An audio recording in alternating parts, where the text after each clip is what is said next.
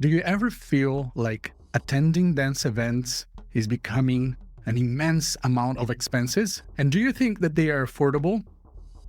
Well, let's find out. Hello everyone, and welcome back to Zouk Nerds. In this episode, we're going to do a deep dive in all of the costs and expenses that takes to attend an event as a dancer, to teach an event as an artist, or to organize an event as an organizer. So if you think that events are getting really expensive and all of your dance expenses are out of control, join us in this episode to find out more on how you can save and how you can attend more events in the same year. So let's go.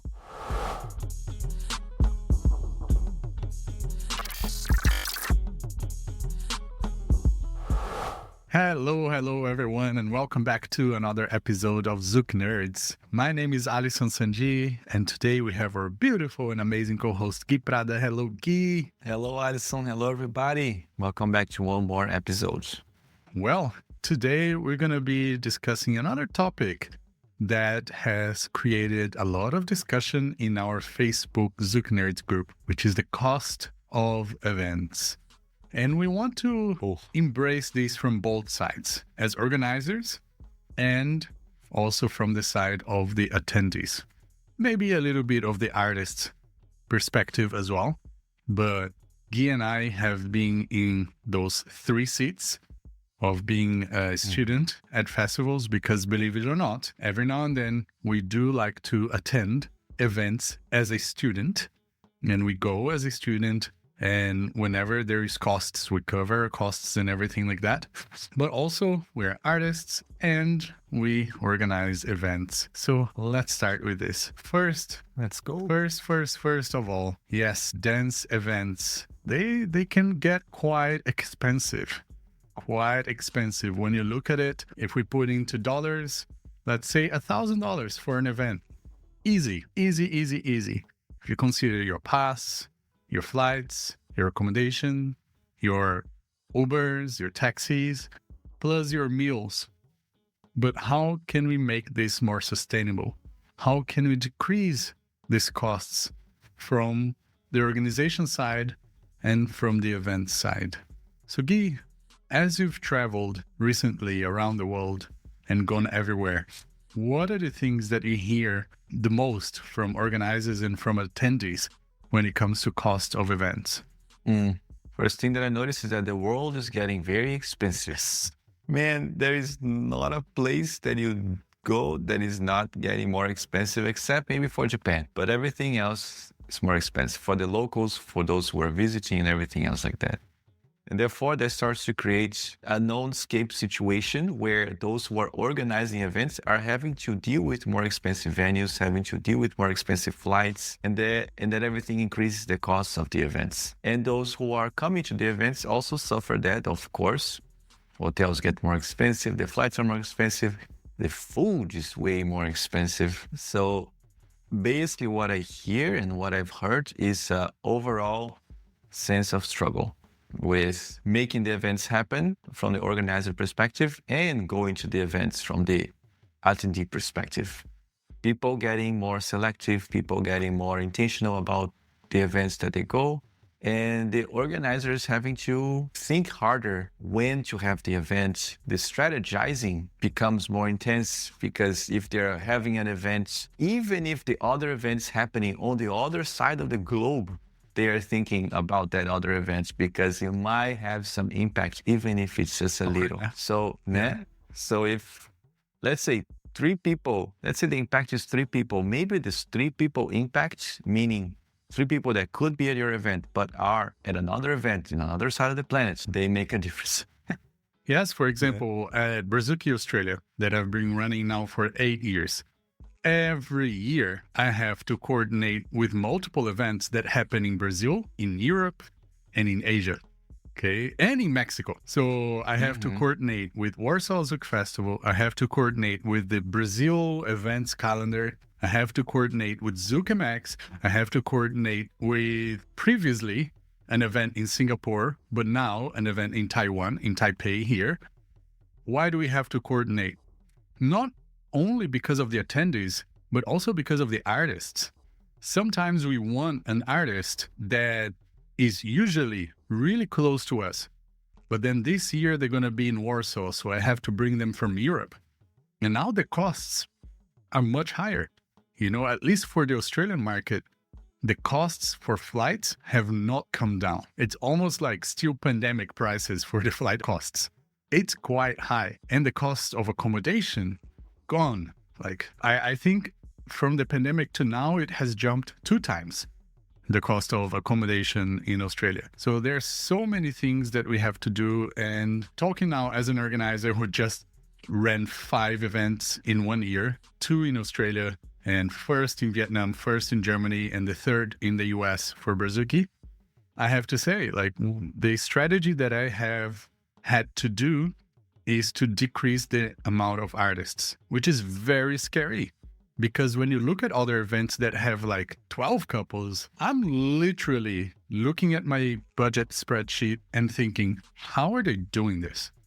Honestly, how are they doing this? Somebody tell me, somebody share the secret, somebody give me a sugar mama or sugar daddy or something like that, because I don't know how that is possible. Apart from, unfortunately, the situation where a lot of these artists are not getting paid, which I don't like that and I don't agree with that, so I don't support that. But for example, in Australia, very, very example that I'm going to put here, and very strong example and very tough decision that I had to make. But in my last event in Australia, the event that started Brazuki, I didn't teach. I removed myself from the teaching lineup simply because I wanted that event to survive. So I prioritized giving more classes to local teachers, to other artists that were traveling, so then we could make their time worth more. Instead of getting them to come and teach maybe 3 classes, we gave them 5 classes. So then we can tell them, hey, things are tough, the situation is difficult, the visa is more expensive, the flights are more expensive, so could you give us a little discount, but we give you more hours. So I've had to do a lot of juggling to make sure that the artists are happy, but then the attendees are also happy. Because I do prefer to believe that when you have more classes with each instructor, it'll actually be better for you as a student. So instead of having like 50 teachers, but you only get 1 or 2 classes with each, I think it's much better when you get per couple, like 3 or 4 workshops, especially couples that are coming from far away that don't travel very often to your city or to your country. So that's the decision that I've had to make to try and make things a little bit more affordable, as well as trying my best to, look for different accommodations or different ways to split the international flights with different cities or Asia, or asking the international instructors, hey, can you stay maybe 2 or 3 weeks? And then you go to different cities and we can split the international flight cost, because, North America to Australia, Brazil to Australia is a lot of money. All in all, for Australia, for example, I baseline calculate per couple, $10,000. That's what it costs. Okay, when you put visas, health insurance, flights, accommodation, and everything, $10,000. And multiply that by 4 international couples, plus nationals, plus DJs, plus venue, plus insurance, plus everything in licenses and things that we have to pay. It's a lot, but it is what we have to do, So I'm here to share this. So then as a student, when you look at it, you think, oh, they only have 3 international couples. Yes, but you're getting more classes with them. Plus you're getting that event, bottom line, baseline, you're getting that event, because otherwise it wouldn't be happening. So that's from the organizer. Yeah. And there's another thing too, the costs that people don't know exist. And sometimes organizers themselves don't realize how big it is. I remember when I was part of the organizers of a festival, we were looking at the cost spreadsheet and saw the cost for the cups and plates and silverware, the disposable stuff. It was like in the thousands, with water, with food. So it's try to find ways to be more efficient with those expenses as well. It was a big exercise of stuff that you don't realize how much it can take in resources, and it takes in resources. A lot of waste. There's so much waste, wasting food, wasting water, wasting cups, all these things. So trying to reducing that waste was a very conscious effort that was made from one year to the other. That had actually a very positive result. When we saw the spreadsheet again on the next year, the amount that was saved was such that was able to put on the budget to, for example, book the hotel for the next 2 years, for example. Just money, literally money that was saved on disposable plates and cups and water and food. Being more mindful of that. I think Alisson does something that I think might be the best practice, which you give a daily amount for Daily food. allowance. Basically, that's what I do. Yeah, because Exactly. I've had organized food for artists in events, and it's so difficult to manage that I thought, you know what, it's a little bit more expensive, but I'm just gonna give you cash and you do as you wish, because so much food was going to waste. There was so many issues with, like, food is available at 12, but the teacher doesn't show up until 3, and then the food is cold and dry, and now the teacher wants more money because the food doesn't taste good enough and they want to buy something fresh. So I'm like, okay, breathe. Just give the money and see you later.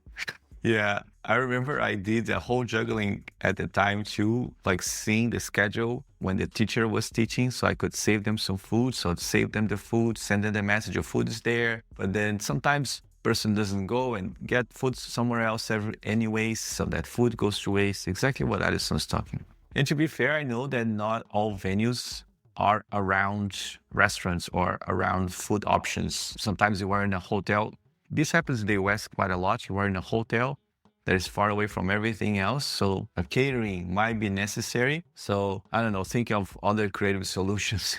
maybe having like an allowance, people can get Uber Eats or DoorDash or something like that in case of the US. Yeah, something that I liked in an event in the US was food trucks. They just called a couple of food trucks, and the food trucks were outside there, and everybody was just getting their food. Like, the artist had a little voucher that they could use in the food trucks. It was pretty nice. So that's one way. Yeah, that's one way. And from the perspective of the attendee, man, I remember when I went to an event, a Zouk event, after just going as a teacher, where my expenses are covered because I'm going to work. When I went, where I paid the flights, the hotel, the pass, and all the thing, and then I realized, oh my gosh, people are spending all this.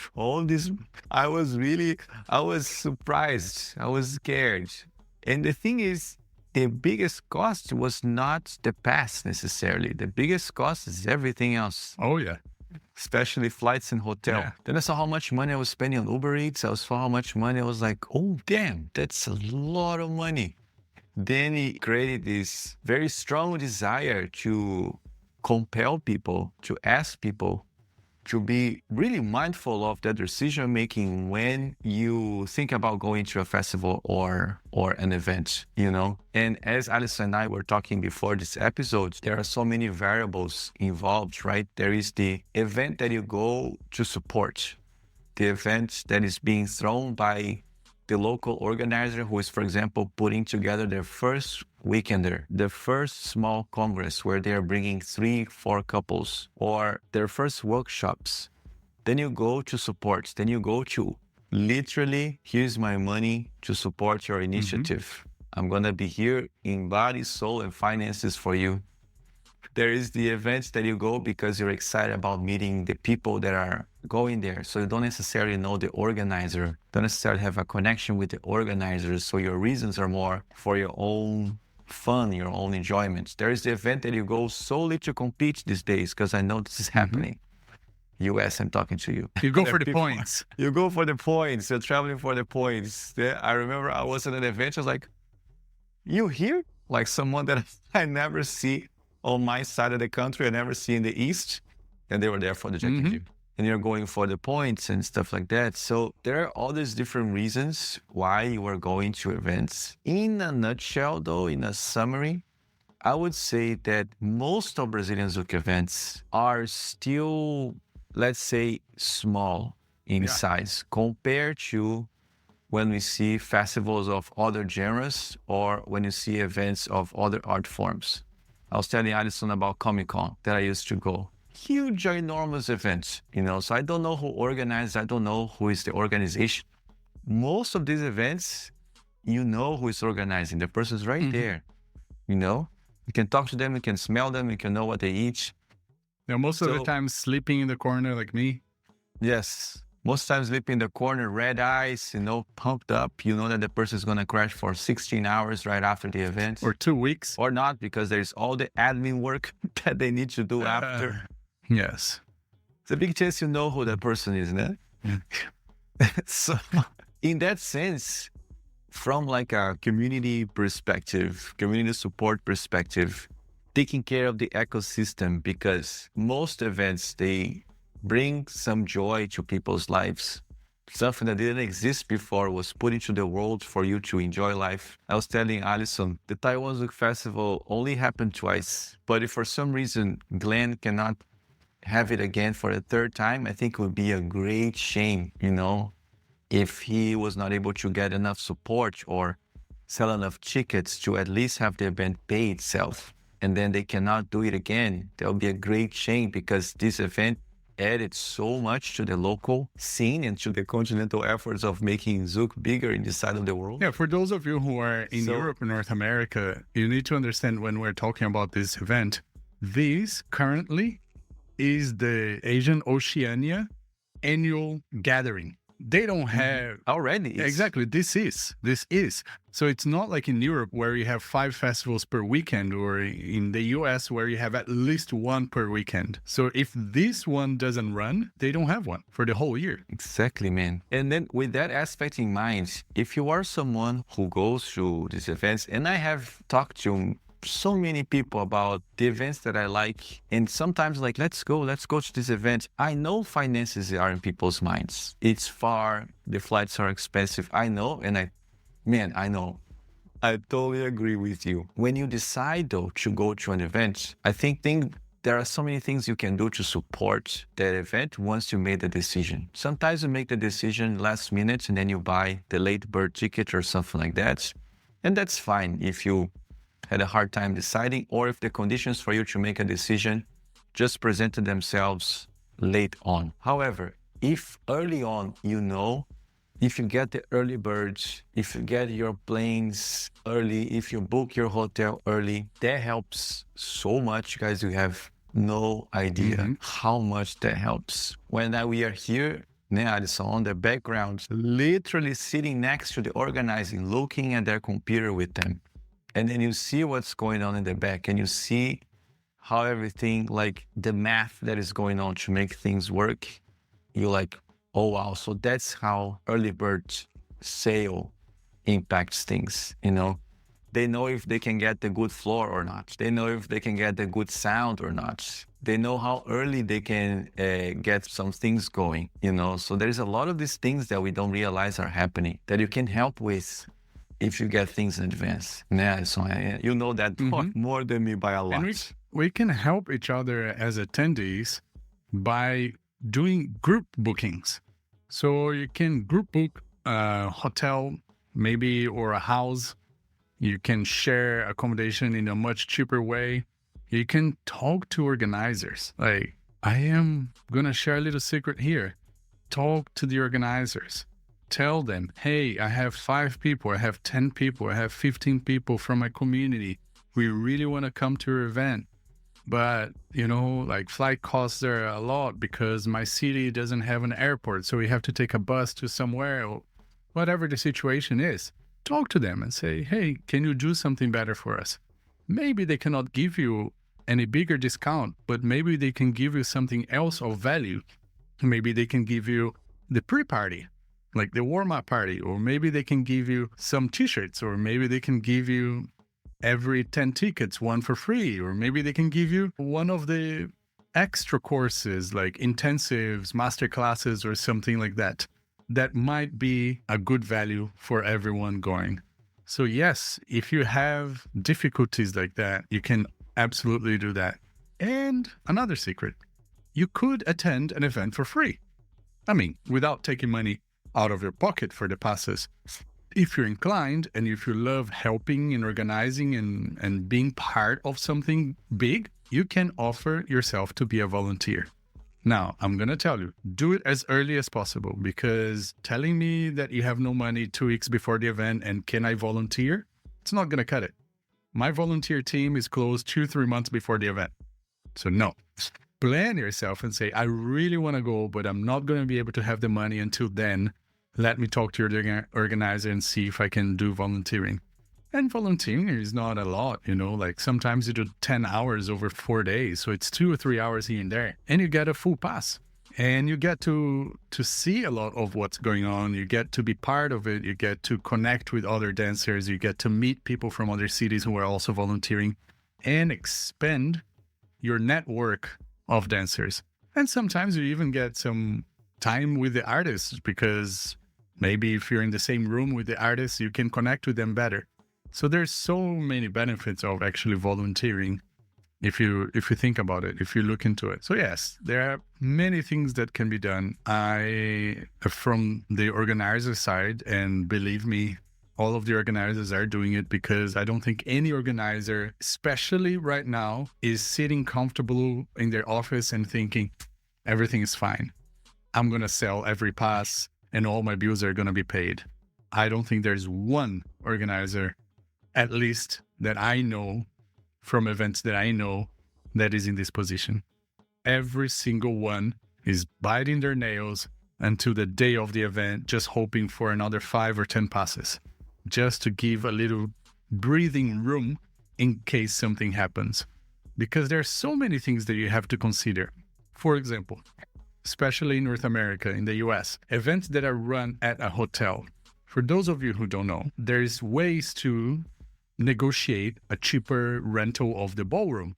And one of those ways is by signing a contract that your event is going to sell a certain amount of rooms in that hotel.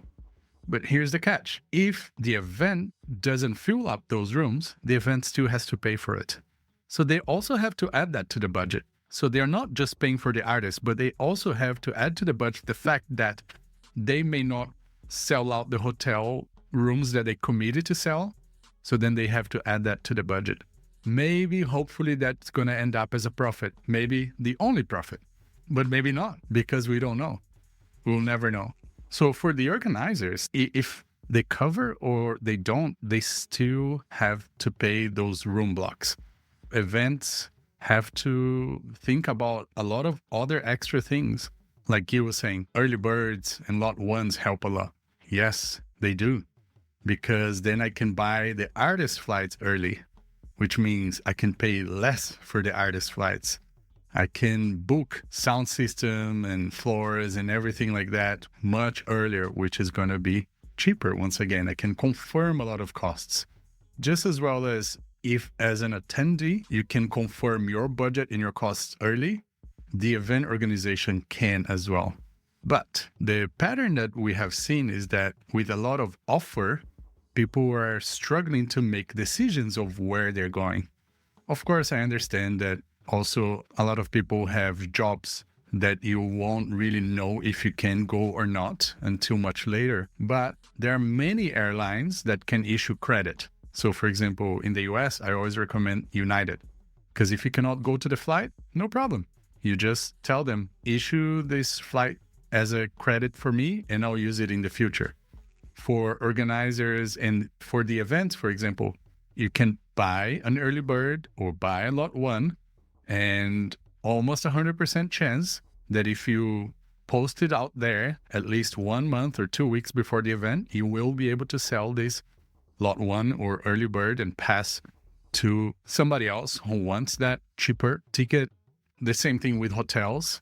A lot of hotels will offer you refunds until maybe 14 days before, or some Airbnbs up until like maybe 5 days before or 10 days before. I've booked Airbnbs and booking.com accommodations for artists, especially like in the US and in Germany where we use those. And the cancellation wasn't until like 2 or 3 days before. So there are ways that you can sort of guarantee a more budget-friendly experience for the event, even if you don't know that you're going.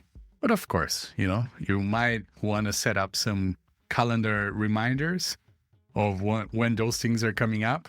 Otherwise, you might miss the deadline for past transfers or for flight cancellations or flight credits or hotel cancellations and things like that. So it does require some good organization, but it is possible.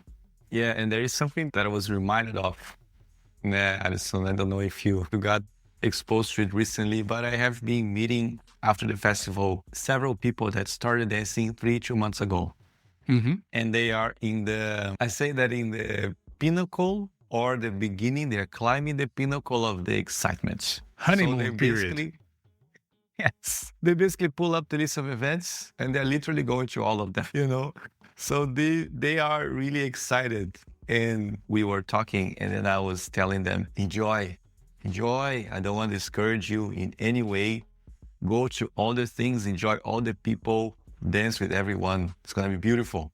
Over time, as you get more seasoned into it, you're going to get more selective. You're going to start to realize that this event resonates more with you than these other events. And then you're going to have a very powerful force to fight the fear of missing out, as we know. And so attendees of events, so many times they are at the event because you're pulled by the FOMO to be in that event. And we also know in DC, we have some of them who are really seasoned dancers and they are really selective what kind of event they do. And the events that they want to go to, they do everything. They do the early birds, they get the hotels early because they are settling their souls. This is the thing that resonates with me the most, and this is the thing that I want to go to no matter what. So I'm going to guarantee everything beforehand. So there's no doubt in my mind. And I think it's a natural progression, right? As somebody who is coming in. When I started dancing, this was not the case. We didn't have events like we have right now. Dance was so widely available in an everyday life kind of sense. Classes every day. I could social dance every day. I could social dance every week. I could social dance a lot every week. On the same Friday, I could go to 3 places. But now, in the current state of the world scene, the events, they hold this opportunity for you to dance a lot, for you to put a lot of the hours in. They're like a concentration of hours of class and hours of social dancing that most people simply don't have in their cities. I remember being in Brazil and there was this group there from the Netherlands and they were going to everything as one does when they go to Brazil in the December, January season. Everything. And I remember they were at times complaining. They were not necessarily completely happy about the way that everything was going. They were not necessarily happy about the music, the hype, the volume, but they were still there. Why? I asked why. And they said, because as soon as we go back to our city, there is nothing, the desert. So we are concentrating as much as we can in this time. We are dancing as much as we can, even though the conditions are not ideal. Because when I come back, there will be a lot less or nothing. And this is something that I don't think we realize, the variety of people that we have in our events. We have the person that carefully planned out everything and bought everything in advance. We have the person that is there because their friends are there. We have the person that is there, didn't want to be there necessarily the way that it is, but it is because it's the better that they can get. Let's put it like that. So there's like all these different scenarios in the event, which in the end of the day, for me, invites the question or invites the reflection. The importance of these events, like how big of an impact they have in people's lives, like how big an impact they have in a dancer's life. They are a source of excitement, they are a source of fun. So if there's anything that we can do to make these events healthier, both for those who are organizing, and healthier means they don't have such a hard time putting the event together or constantly asking themselves, why am I doing this thing again? Why am I doing this again and again and again? And for the attendee to have an event that is organized from a place of calm, from a place of excitement, then everything runs smoothly. Then for both sides, it's just joy, you know? So the matter of cost, in the end of the day, the cold money is a big consideration that we all make. So if you are an attendee and you can support in any way, please do so. Yeah. And if you are an organizer, depending on the circumstance of your event, on the size of your event, if there is any way that you can ask for the support of your community or say to people, like, for me to put this together, this is what I need. Do you guys want this? If you guys really want me to put the effort to organize, I request your assistance in these things here. Like Alisson was saying, if you want to be a volunteer, do so as early as possible so the organizer can put together the volunteer team and delegate functions to everybody so things start running as soon as possible, you know? So like, I think there are these little things that we can do, and sometimes communicating openly with each other, but not from a place of like, I'm not getting this, please give me this. Not from a place of sadness or heaviness, but from a place, maybe from a place of excitement to want to put something together. How can people contribute with that? And if that's not possible, maybe another year, maybe another opportunity, and see how we can maybe prepare better to hold the events, maybe next year, maybe another opportunity. This happened many times in the master. We talked to so many people that were so excited to put together an event, but then they were like, opa, maybe not this year. All the conditions are not there yet. I'm going to wait a little bit more. So patience, I think, is also a big ingredient here. And understanding why, as an attendee, you're going to that event, or why, as an organizer, you are putting that event together, will really shift on how successful the event is as an attendee or as an organizer. When it doesn't make sense to me, I cannot find the reasons, I don't get involved. You know, like for me, Zouk is going to exist for as long as it makes sense to me and my personal life, because it takes a lot of space and time from my personal life. It's an event that is a not-for-profit event, that I don't do this for business reasons. I do this because of the cause and the donations that we can put together and help other people in need.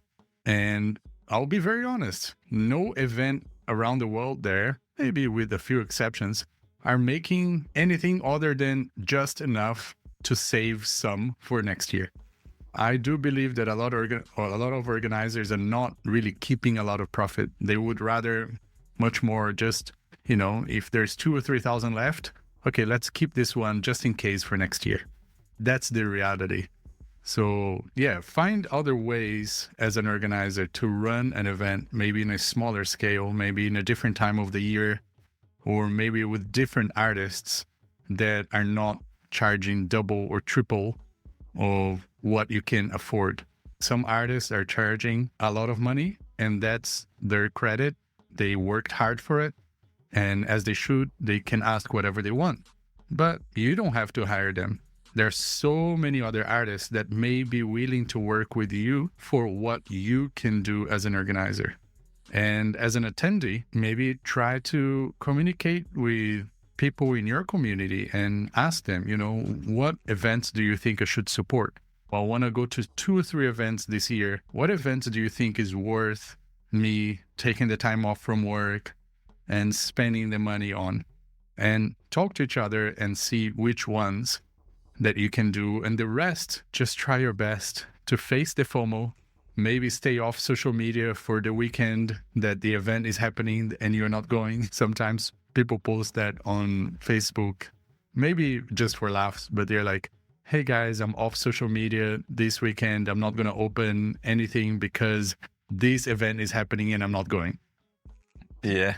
So yeah, you know, FOMO is hard, but I think not stressing and not getting into debt makes me happier, at least. Yes. Yeah. And maybe to consider a more intentional events, maybe like Alisson was saying, maybe you cannot bring the couple because of price or whatever other circumstance, but you could bring that couple to do something else, or you could bring just that couple instead of something else. Because sometimes the organizing an event, sometimes you basically bring the teachers, book the socials, get the DJs, and the thing sort of run by itself. So maybe doing more intentional events, like a theme, or this event is dedicated to learning, this event is dedicated to social dancing. So you have something more specific, like a specific intention. So the attendee that goes to your events know that they're going to get something special. And as someone who is also going around and doing workshops and stuff, this is something that I would like, for example. I would love if there was like events that are more, there's an intention behind it. There's something specific that we're going to get out of it. I think those would be nice. We right now have Jack and Jill trainings, for example. So it's an event dedicated to training you for the specific, improvised spectacle there is Jack and Jill. Why not do events like that for other things? Yeah. Musicality, social dancing. It's like whatever. But just so some food for thought for those who want to organize events in the sea of events that we have right now in our Brazilian Zouk scene. That is right. Yes, there's so much to do. And at the moment, most of what I see is just copy and paste. Copy and paste, copy and paste, copy and paste. So I think if you want to organize something and you put some thought and attention and love to it and bring something new, that would be very successful. I think it's probably the best tip out of the episode. Mm-hmm. And with that, let's thank you once again for being here. And please follow us on Instagram and YouTube, where you can find some of the short versions of each episode every day, every week. And we'll hope to see you on the next one. So beijos, abraços, and ciao! Bye, everybody.